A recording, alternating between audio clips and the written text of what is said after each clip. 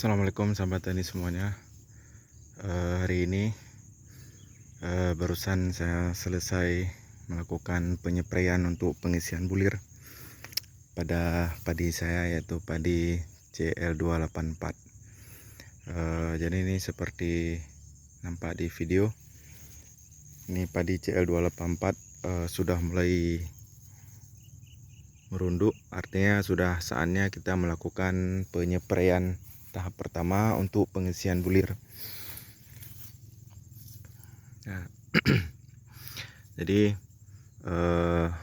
ada beberapa pestisida ataupun beberapa obat untuk pengisian bulir, tapi nanti saya akan spillkan apa yang saya pakai. Nah, jadi yang jelas ketika padi sudah merunduk seperti ini, itu sangat diperlukan oleh padi itu yaitu nutrisi. Jadi itu yang sangat diperlukan, sehingga bisa memaksimalkan pengisian bulir dari ujung sampai ke pangkal. Walaupun nanti ada juga tidak terlalu maksimal, minimal kita sudah memberikan kebutuhan itu untuk padi itu sendiri.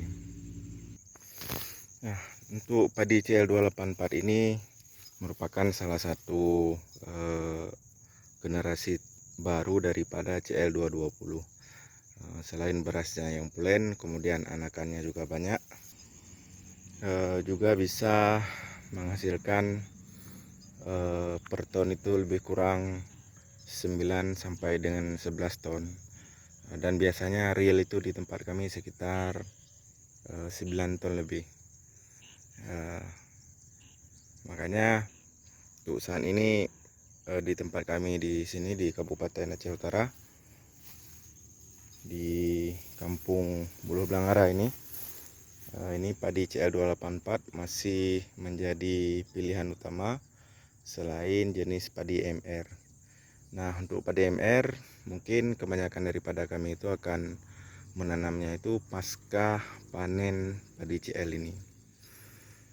Nah, karena mungkin beda karakter, beda keadaan juga harus diperhatikan.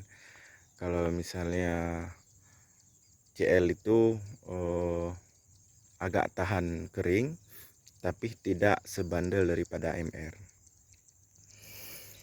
Nah, untuk CL sendiri ini, CL284 ini dia pun lumayan tahan rebah, artinya tidak mudah roboh. Namun ketika sudah pengisian bulir seperti ini, sudah masuk masa generatifnya, maka dianjurkan untuk air di dalam sawah ini untuk dikosongkan. Jadi sudah bisa dikeringkan sawahnya, sehingga nanti akarnya itu akan tetap kuat ke dalam tanah. Nah, kalau misalnya airnya tergenang sampai panen, itu ditakutkan kalau terjadi hujan deras kemudian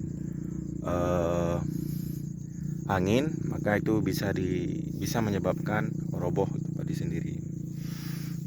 Mungkin bagi sahabat tani yang pernah membawa ataupun yang pernah panen padi CL220, CL284 ataupun padi-padi yang lain, mungkin perlakuannya sama seperti yang saya utarakan tadi. Nah, selain pupuk buah seperti Gandasil B ataupun Vitana B, ada pestisida lain yang harus dimix ataupun yang harus dicampur dengan pupuk buah tersebut. Seperti fungisida itu sangat dianjurkan, tapi untuk pupuk daunnya itu mungkin tidak perlu lagi, karena sudah kita pakai ketika penyepraian sebelumnya. Nah, untuk hasil yang maksimal itu juga harus diperlukan daun yang hijau, sehingga proses fotosintesisnya dalam penguningan padi nanti itu maksimal. Makanya ketika kita sudah masuk ke fase generatif ini, itu sangat dianjurkan untuk selalu kita cek keadaan padi kita, karena akan sangat rawan terjadi beberapa penyakit. Nah, penyakit apa saja itu sudah kami bahas di video sebelumnya. Nah, jadi harus diantisipasi sedini mungkin. Nah, sahabat tani semuanya, untuk pupuk buahnya kali ini saya menggunakan pupuk MKP Cap Pak Tani. Nah, ini merupakan pupuk yang bisa dibilang salah satu recommended ataupun rekomendasi untuk kita pakai untuk pengisian bulir.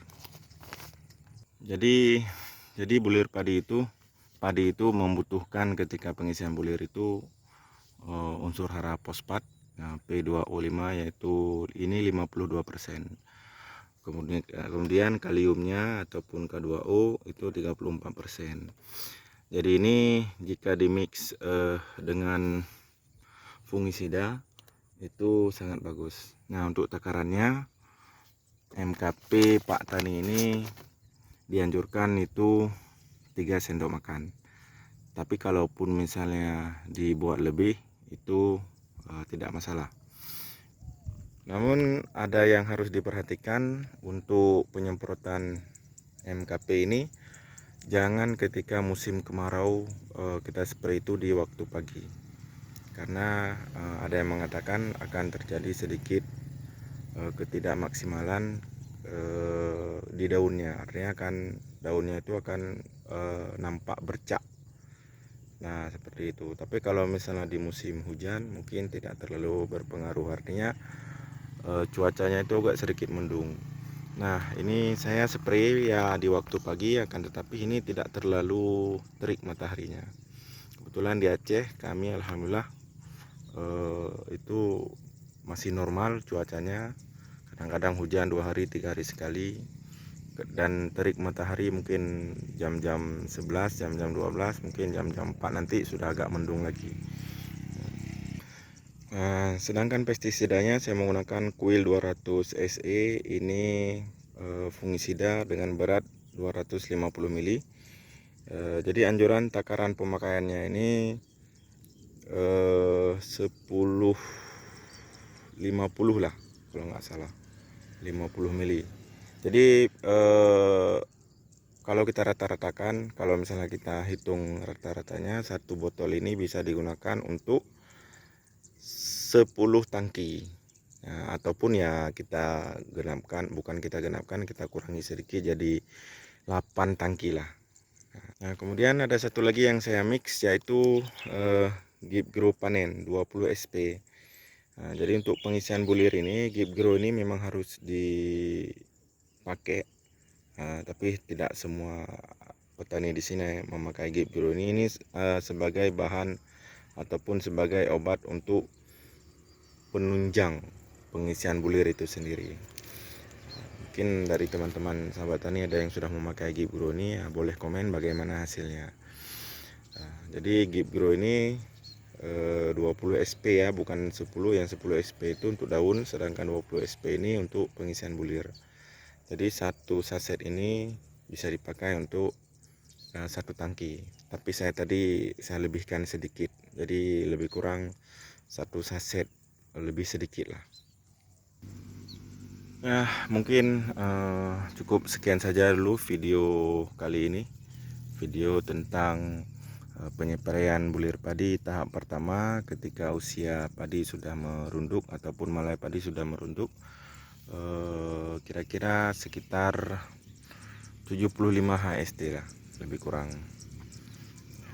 Oke, silahkan di share bagi sahabat tani yang kira bermanfaat, di komen dan di like, dan juga di subscribe channel Petani Cemburan. Mudah-mudahan bermanfaat. Mohon maaf kalau misalnya ada kata-kata yang salah, boleh kita diskusi di kolom komentar untuk kemajuan petani kita. Terima kasih semuanya. Assalamualaikum warahmatullahi wabarakatuh.